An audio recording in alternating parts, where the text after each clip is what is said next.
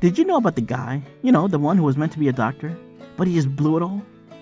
Think of the pressure in his position when his dad had it all planned out: an apprenticeship, a high-status medical school, a life full of status and security. But something wasn't working. The lectures were stale. Each day crawled by and he followed a routine without motivation. So he walked away. He dropped out, defying his father's ambition, exchanging his stable profession for something much more unpredictable. The majority of people believe he was wasting his life. But this supposed failure, it was the starting point of a revolution that we know life itself. That dropout was Charles Darwin. Charles Darwin wasn't born a genius. He was simply another student trying to figure things out. But his relentless curiosity and innovative thinking took him on a path that would revolutionize science and the way you perceive the world. In this video, you'll be able to follow Darwin's path and watch the strong lessons you can all take away from his courage to challenging the status quo and how to untap your potential.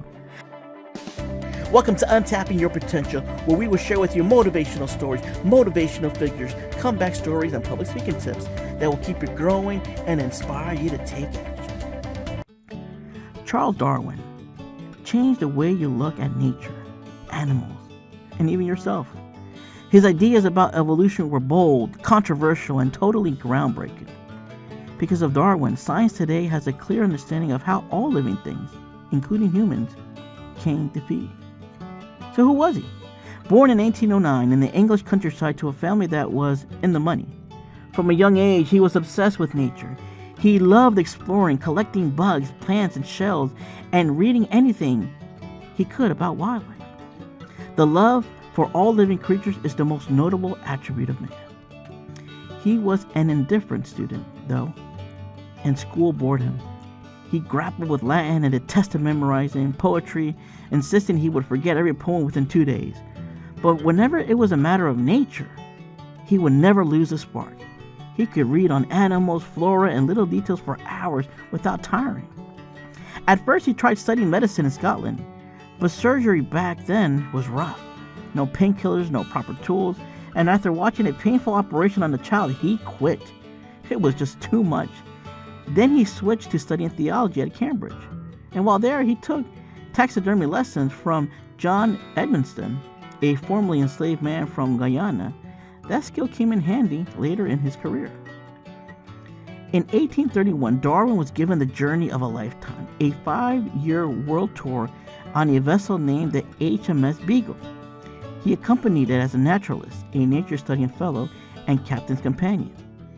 If you had gone with him, you would have been able to see blue-footed birds, tortoises as big as a car, and all sorts of bizarre animals.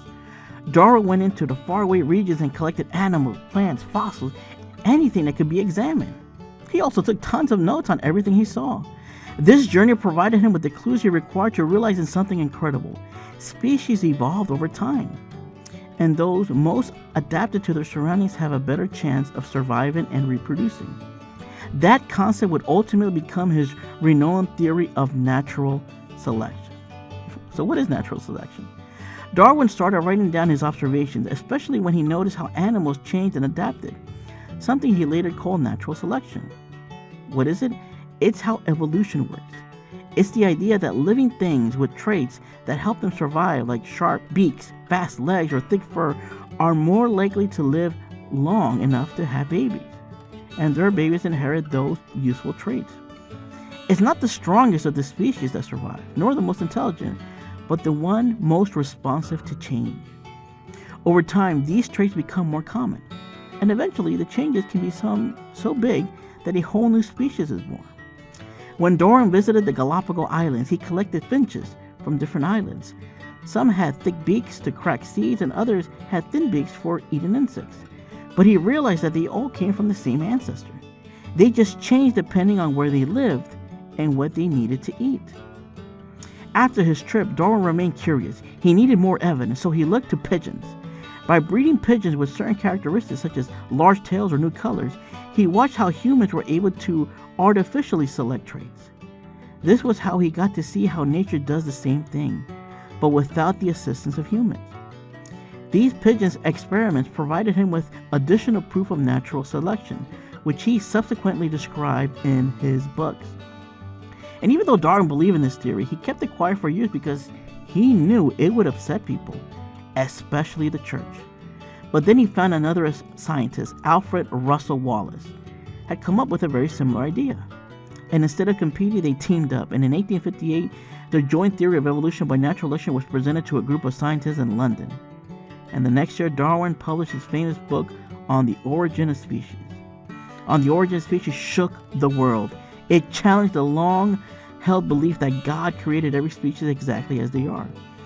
The idea that living things could evolve over time sparked outrage, especially among religious leaders. Some were furious, others were stunned out, curious. Like it or not, the book flew off the shelves and became a runaway bestseller and was translated into numerous languages. Darwin wanted you to be able to read it wherever you were. To describe evolution, Darwin employed the metaphor of a tree. Each branch of this tree symbolizes a cluster of related species. The ends of the branches indicated the species that exist even today. The ones that had fallen off or broken off are the extinct species. For instance, if you follow your branch, you'll notice it is linked to apes such as chimpanzees and gorillas, since human beings belong to that group too. Although science has filled in so many more details of Darwin's thinking, the central part of his theory remains correct. His writing revolutionizes how you think about animals, plants, fossils, and even humans. All thanks to Charles Darwin, you are aware that you are part of a much larger narrative, one that began millions of years ago and is still growing each day. Ignorance more frequently begets confidence than does knowledge. It is those who know little, not those who know much, who so positively assert that this or that problem will never be solved by science. Charles Darwin. Charles Darwin wasn't born a genius, merely a restless child who couldn't keep his hands still during class. But that curiosity, it revolutionized the world. Darwin was brave enough to pose large questions, challenge conventional wisdom, and pursue the evidence no matter where it took him. But Darwin's life story isn't simply about science, it's about attitude. So what can you learn from his experience? How can his thinking actually benefit you in your day-to-day life? Think about it. Darwin had no idea he'd redefine science. He simply stayed on a trail of what captured his interest. And guess what? You can use it too. A moral being is one who is capable of reflecting on his past actions and their motives, of approving of some and disapproving of others. Charles Darwin. Thanks for watching this video. How would you like to hear more motivational stories consistently? Do me a favor and support the channel by sharing and commenting below. And please make sure to like and hit that subscribe button to get the latest update. Soon, you will be on your way to feeling inspired.